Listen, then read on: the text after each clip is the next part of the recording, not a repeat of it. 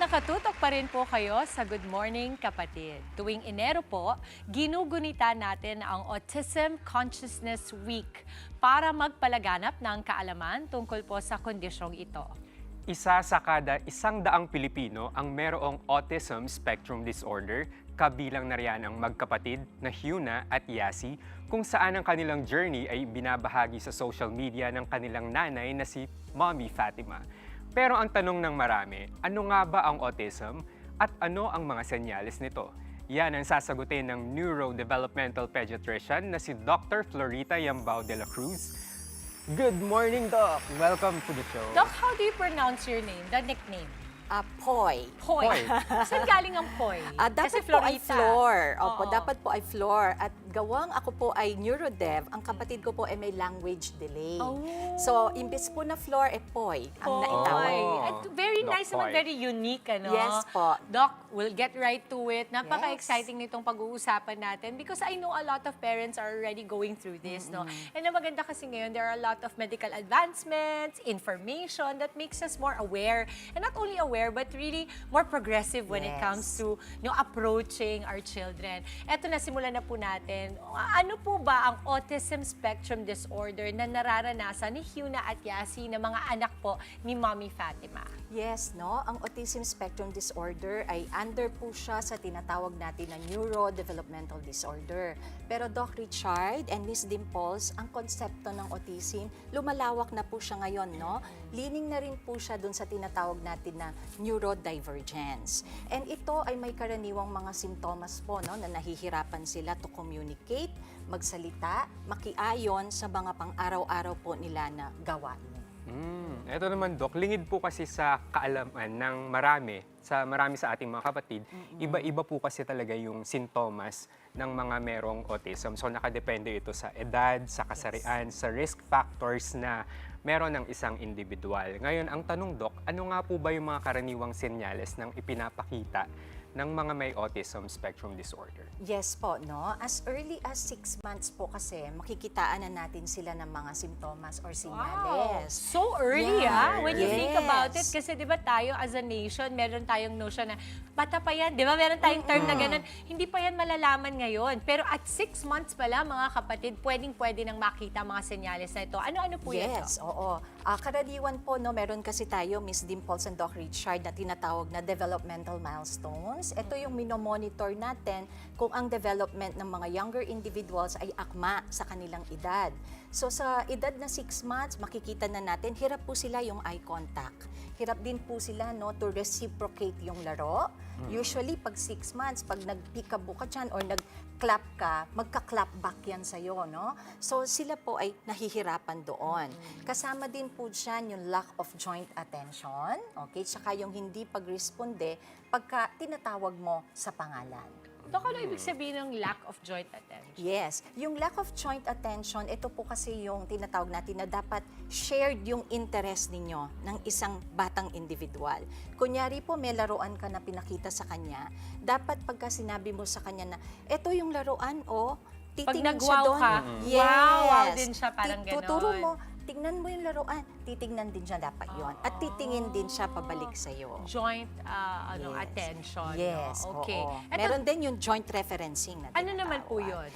It's almost the same, no? Kailangan merong reciprocity dun sa pinapakita mo. There should be a shared interest. So, ibig sabihin, Doc, pagka kulang nung sinasabi nating pag-mimic ng mga bata, medyo tell yun. Kumbaga, Yes. maaari. Hindi pa naman sigurado, Maaari. pero maaaring senyales Yes. ito. Ang tawag po doon, red flags. Red flags. red So, Okay. when we say red flags, we have to monitor. Oo. Doc, ito, meron din bang late onset autism? Ano naman yung mga senyales doon? Kasi kanina, you were saying na at 6 months, medyo kita mo na. Meron ba na lumalabas sa edad na medyo mas mataas na? Yes, meron po, no? Usually, ang tinatawag po natin na early onset autism, bago po sila mag 2 or 3 years old, medyo nakikitaan na, no? And usually, by that time, we can establish the diagnosis of autism. Usually, yung late onset naman po na tinatawag mo, mas older sila, no? Like 4 years old and above. And yung mga simptomas po nila medyo iba po doon sa nakikita natin, doon sa mga bata pa na individual. Okay? Doc, isingit ko lang, may Yes. kinalaman ba ang gadgets dito? O pwede. It's a contributing factor, lalo na po ngayon, no? Iba na ang generation ngayon, medyo leaning na po towards digital. Okay? Kaya may kinalaman po. It's a factor actually. But hindi po siya solely yung cause. So, ng autism. factor lamang siya. Yes. Ayan, nabanggit din kasi, Doc, ni Mommy Fatima na si Hyuna at Yasi, pareho po silang may level 3 autism. Ano nga po ba, Doc, yung mga levels na ito at ano po ang ibig sabihin nila? Okay. So yung mga levels po natin, yung iba po kasi akala nila ay akma sa severity, no? Ang tawag po dito ay level po of support na kailangan ng isang individual na may autismo. So we have 3 levels, level 1, level 2, and level 3. Yung level 3 po, ito po yung tinatawag natin na nagre-require po ng very substantial support, no? Yung level 2 naman po, ito yung substantial support, and then yung level 1, it requires support lang po, no, dun sa iba-ibang aspeto ng autism. When we say support po, no, ang tinutukoy po natin dito yung pag-target o pag-address dun sa tinatawag natin na core symptoms of autism. So pag level 3 po, kagaya po nila Yuna, ibig sabihin medyo intense po ang kailangang suporta nila at ng buong pamilya. Oh, so suporta pala yung mga levels Yes. na ito, hindi siya sa severity. Hindi Kasi po. hindi rin po talaga biro, Doc, yung magpalaki at mag-alaga, di ba, ng mga batang may autism spectrum disorder. Kaya saludo po kami sa mga magulang, sa mga caregiver, ng mga nag-aalaga ng mga may autism. Lalong-lalo na yung level 3, Doc, di Yes ba? po. Kasi sila yung mga nangangailangan ng very substantial support na kagaya ni Hyuna at Yasi. Eto naman, Doc, ano yung mga klase na medical interventions o therapy na kailangan ng mga merong autism para ma-manage yung kanilang mga sintomas? Yes po. So for medical interventions po, or what we call po intervention in general, ang goal po natin usually cure naman po, no, is not the usual outcome, but we target po yung mga core symptoms of autism. And pwede po yan, no, yung mga tinatawag natin na therapy or what we call evidence-based interventions. Kasama po dyan yung mga alam po natin, occupational therapy, speech therapy, we also have ABA, we also have po, no, yung tinatawag po natin na medical intervention naman or pharmacological intervention. So usually po, pagka po medical na ang pinag-uusapan, kagaya po ng mga ibang individual, ang mga batang may autismo po, no, kailangan din po nila ng general health monitoring and management. And usually, yung mga mayroon pong aggression or yung mga nananakit, hindi makatulog, or sobra po yung agitation at irritability na kung saan nakokompromiso ang daily function nila, that's the time that we consider po medication. Kasama din po sa intervention yung educational services. So, meron din po tayo yung early educational intervention. Oo. Doktora, kasi ako I'm very curious, no? Para sa mga kapatid natin na nagbubuntis ngayon, ang katanungan kadalasan nila ay ito ba ay naiiwasan? Or ito ba ay maaaring dala-dala na ng genes ng bata? Anong sagot natin? Yes, oo. Kagaya po ng nabanggit ko kanina, no, Miss Dimples, ang konsepto po kasi ng autism, nag-e-evolve na siya. Usually po, ang cause, heterogeneous pa rin siya, no? Meaning, marami pong pwede. Pero ang mga leaning na po, ang ating mga researches ngayon or pananaliksik sa kung ano po ang talagang dahilan. Kasama po dyan yung genetics, Miss Dimples, yung dala-dala mo na ba Kumbaga, it siya. runs in the family. Yes po, pwede po. O kaya naman po, no, gawa ba ito na kasi may medical risk factors po, no, ang isang individual kung bakit nagkaroon po tayo ng autism. Very important din talaga na pag-uusapan natin to, Mommy Dims, no? Kasi akala ng ibang magulang, kasi nga, di ba, parang, ay, malalakihan pa niya yan, ganyan. Or it's just a face. Yan ang Yes. parang Oo. common misconception. Doktora, para sa mga kapatid natin na nagtataka, ano kaya ang range ng expenses kapag ikaw ay merong anak na nasa merong autism spectrum disorder? Kasi alam naman natin na hindi kamura, no? Yes. Ang pagkakaroon ng anak na merong autism. Usually, anong expense niya? Iba-iba po, depende po kung ano yung mga services na available Eh, yung sa pinaka-need area. talaga. Kunyari, Yes. ano yung mga hindi non-negotiable, ika nga? evidence-based Okay. intervention. Kasama po dito yung mga therapy. Therapy? Yes. And this happens Therapy. daily or weekly? It depends on the needs of the kid, no? Okay. Yung iba po, we can start with 1 to 2 times a week. So when we say therapy po, no, you do sessions, okay? The therapist po would do and provide sessions as frequent as it is needed. Depende po kung ano yung kailangan po ng isang bata. I'm curious, Doktora, magkano ang isang session?